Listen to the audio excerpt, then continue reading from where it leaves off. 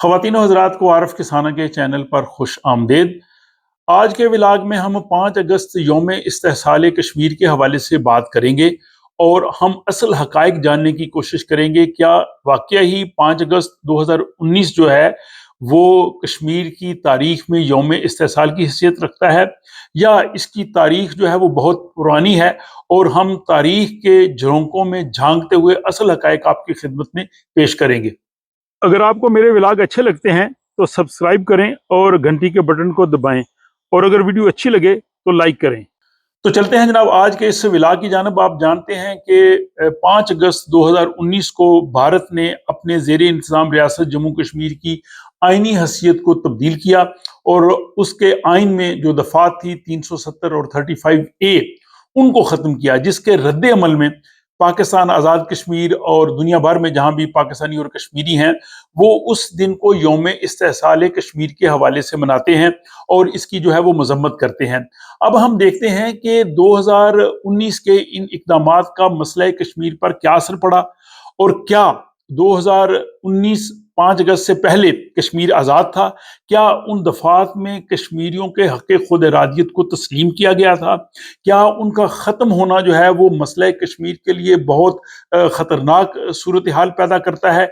इन तमाम हक़ाइक़ का जो है वो हम जायज़ा लेंगे और फिर हम ये भी देखेंगे कि दफ़ा 370 जो है और 35A उसमें क्या कहा गया है और इनका अक़वाम मुत्तहिदा की जो करारदादें हैं, पाकिस्तान का जो असूली मौक़िफ़ है और आलमी राय आमा इसको किस तरह से जो है वो देखती है। तो इसके लिए इस व्लॉग में मैं कोशिश करूँगा इख्तिसार के साथ, लेकिन उन तमाम हक़ाइक़ को आपके सामने रखूँ ताकि आपको इस सूरत हाल से आगाही हो सके कि इस्तेहसाल जो है वो कहाँ कहाँ पे हुआ और मसला कश्मीर आज जो है जिस नहज पे पहुंचा है उसकी उसका जो पस मंज़र है वो किस तरह से है।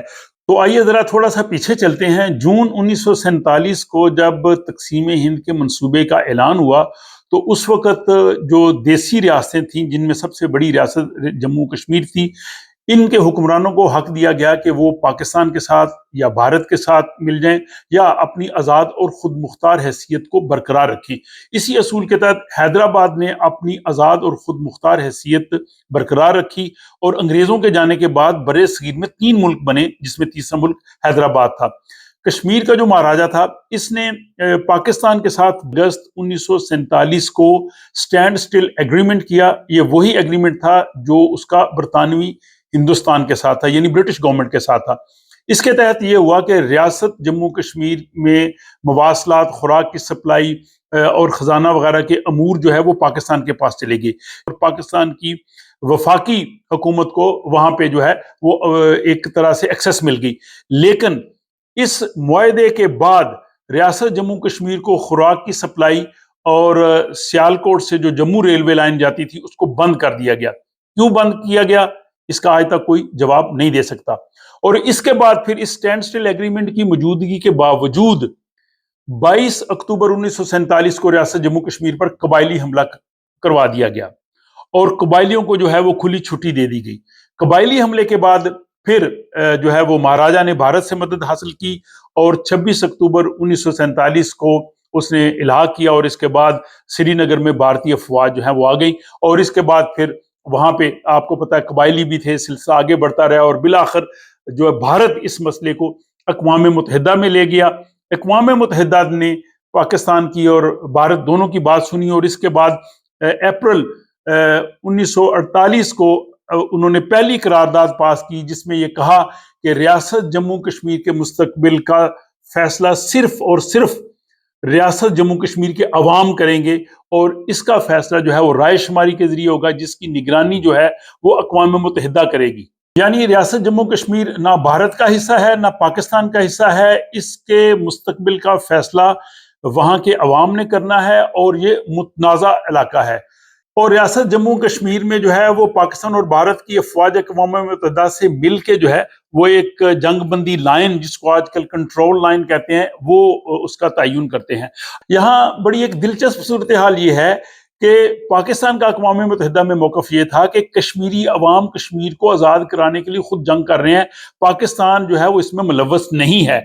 लेकिन 27 जुलाई 1948 کو کیپٹن سرور شہید جو ہیں وہ کشمیر کے محاذ پہ شہید ہوتے ہیں. وہ پاکستانی فوج کے کیپٹن تھے اور ان کو پہلا نشان حیدر بھی دیا گیا. تو یہ بڑی ایک عجیب سی جو ہے وہ صورتحال جو ہے وہ سامنے آئی. بہرحال جناب اس کے بعد اقوام متحدہ کے پاس یہ معاملہ چلا گیا اور اقوام متحدہ نے کہا جی کہ ہم وہاں پہ جو ہے وہ آزادانہ رائے شماری کریں گے. اس کے بعد ریاست کے جو دو حصے تھے، ایک حصہ جو بھارت کے پاس تھا، وہاں کی مقبوضہ کشمیر کی اسمبلی نے جو ہے وہ بھارت کے ساتھ الحاق کی جو ہے وہ قرارداد پاس کی.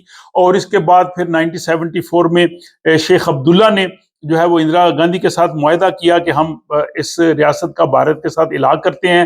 لیکن اقوام متحدہ نے یہ فیصلہ کیا کہ ریاست جموں کشمیر کا کوئی ایک حصہ، خواہ وہ آزاد کشمیر ہو، خواہ وہ بھارتی مقبوضہ جموں کشمیر ہو، خواہ وہ گلگت بلتستان ہو، اپنے طور پہ ریاست کے مستقبل کا فیصلہ نہیں کر سکتا. ریاست کا فیصلہ صرف اور صرف جو ہے وہ اقوام متحدہ کی قراردادوں کی صورت میں آزادانہ رائے شماری سے ہوگا اور وہ کشمیری عوام کریں گے. اس کے بعد جو پاکستان کی طرف آزاد کشمیر اور جو گلگت بلتستان تھا، آزاد کشمیر کی حکومت بنی، یہ بیس کیمپ ہوگا جی آزادی کے لیے.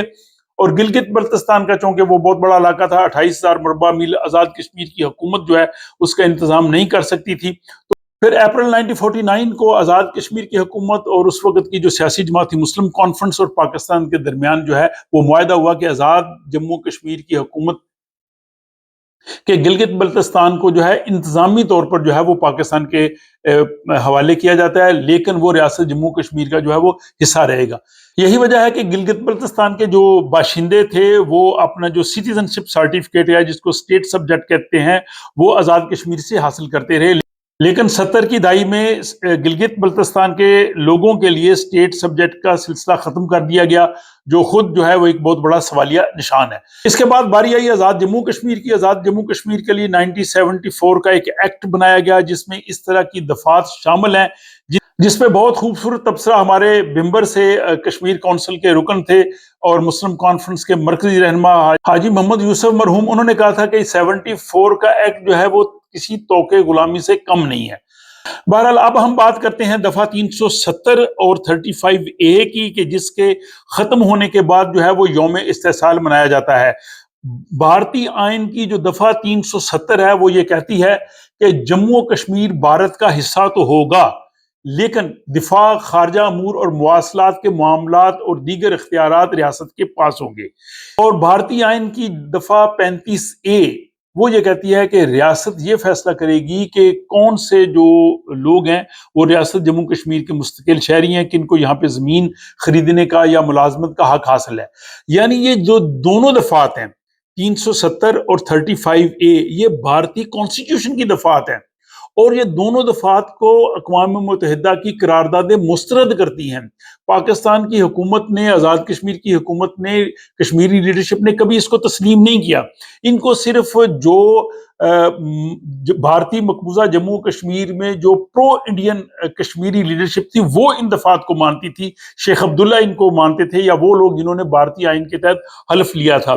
بلکہ یہ دونوں دفعہ 370 اور 35A اقوام متحدہ کی قراردادوں کی خودلی خلاف ورزی ہیں، کیونکہ ان کے تحت ریاست جموں کشمیر کو بھارت کے قبضے میں دیا گیا اور بھارت اس کو اپنا آئینی حصہ کہتا ہے.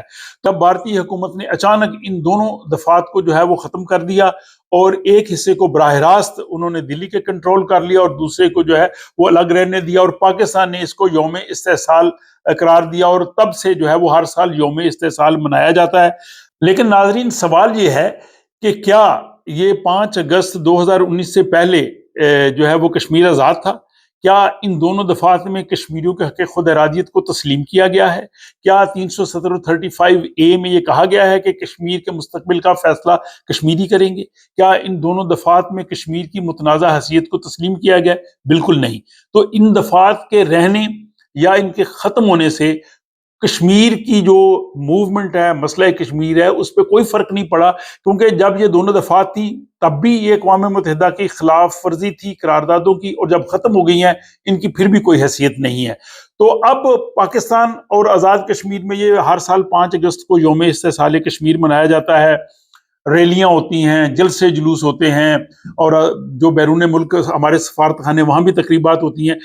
اسی طرح ہم 5 فروری کا دن بھی مناتے ہیں، اس دن بھی چھٹی کرتے ہیں اور اس طرح کی ریلیاں ہو جاتی ہیں۔ ان ریلیوں اور ان دن منانے کی بجائے کشمیر کی جو حق خود ارادیت کا دن ہے وہ منایا جانا چاہیے، اور عالمی سطح پہ اس طرح کے اقدامات کرنے چاہیے، سفارتی کوششیں کرنی چاہیے کہ ہم مسئلہ کشمیر کو دنیا کے سامنے پیش کریں۔ اور اس میں سب سے امپورٹنٹ رول جو دینا چاہیے آزاد جموں کشمیر کی حکومت کو، جو کہ کشمیر کی آزادی کے بیس کیمپ کے طور پہ جو ہے وہ قائم ہوا تھا، اس کو بین الاقوامی سطح پہ اقوام متحدہ میں جو ہے وہ بات کرنے کی اجازت دی جائے، تاکہ وہ اس مسئلہ کشمیر کو آگے لے کے چلیں اور دنیا کو باور کرائیں کہ کشمیری جو ہے وہ اقوام متحدہ کی قراردادوں کے تحت کشمیر کی آزادی کا مطالبہ کرتے ہیں۔ تو اس لیے چاہے یہ 26 اکتوبر 1947 ہو، یا 5 اگست 2019 ہو، یا شیخ عبداللہ اور اندرا گاندھی کا معاہدہ ہو، ان تمام معاہدات کی کوئی حیثیت نہیں ہے، کیونکہ یہ تمام کے تمام جو ہے وہ اقوام متحدہ کی قراردادوں کی خلاف ورزی ہیں، اور اقوام متحدہ کشمیریوں کو جو ہے وہ رائٹ آف سیلف ڈٹرمنیشن دیتی ہے، اور اسی کی بات ہونی چاہیے۔ اور پوری کی پوری ریاست جموں کشمیر، جس میں بھارتی مقبوضہ جموں کشمیر، آزاد کشمیر، گلگت بلتستان اور لداخ شامل ہیں، یہ پوری کی پوری ریاست متنازع ہے۔ اس پوری کی پوری ریاست کا فیصلہ ہونا ہے، اور اس کا فیصلہ وہاں کے عوام نے کرنا ہے، اور یہی جمہوری، یہی آئینی، یہی اخلاقی، اور یہی جو ہے وہ سیاسی لحاظ سے درست فیصلہ ہے۔ لہذا جب بھی 5 اگست کا ذکر ہو، یہ بات ذہن میں رہنی چاہیے کہ ایسی آئینی دفعات آئیں یا ختم ہو جائیں، اصل مسئلہ کشمیری عوام کے حق خود ارادیت کا ہے، وہ آج بھی زندہ ہے، وہ ہمیشہ زندہ رہے گا۔ جب تک یہ مسئلہ حل نہیں ہوتا، وہ اپنی جگہ پہ قائم دائم رہے گا۔ تو یہ تھا جناب ولاگ اس اہم اور حساس موضوع کے حوالے سے۔ اب میں ناظرین سے چاہوں گا کہ وہ اس حوالے سے اپنی رائے کا اظہار کر سکتے ہیں۔ اگر ان کو یہ ولاگ پسند آئے تو اپنے دوست احباب کے ساتھ شیئر کر سکتے ہیں۔ اپنا خیال رکھیے گا، اور آپ سے ملاقات ہوتی ہے کسی اگلے ولاگ میں۔